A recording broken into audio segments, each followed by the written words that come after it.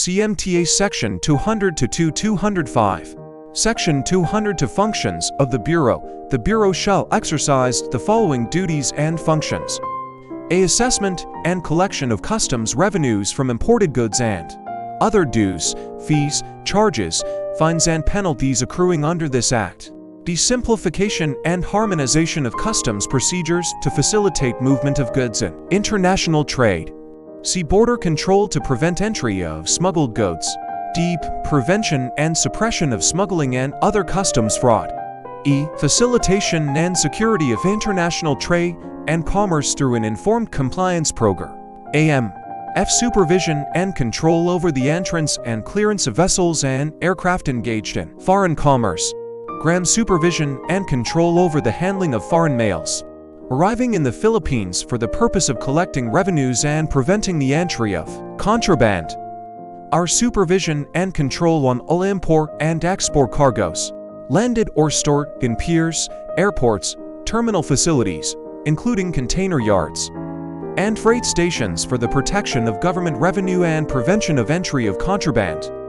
I conduct a compensation study with the end view of developing and recommending to the President a competitive compensation and remuneration system to attract and retain highly qualified personnel, while ensuring that the Bureau remains financially sound and sustainable.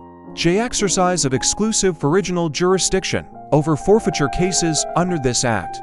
K. Enforcement of this Act and all other laws, rules and regulations related to customs administration. Section 203 Annual Report of the Commissioner. The Commissioner shall submit to the President, the Congress of the Philippines, and the NATA an annual report on the performance of the Bureau on or before March 31st of the following year. Section 200 For promulgation of rules and regulations, the Commissioner, subject to the approval of the Secretary of Finance, shall promulgate rules and regulations for the enforcement of this Act.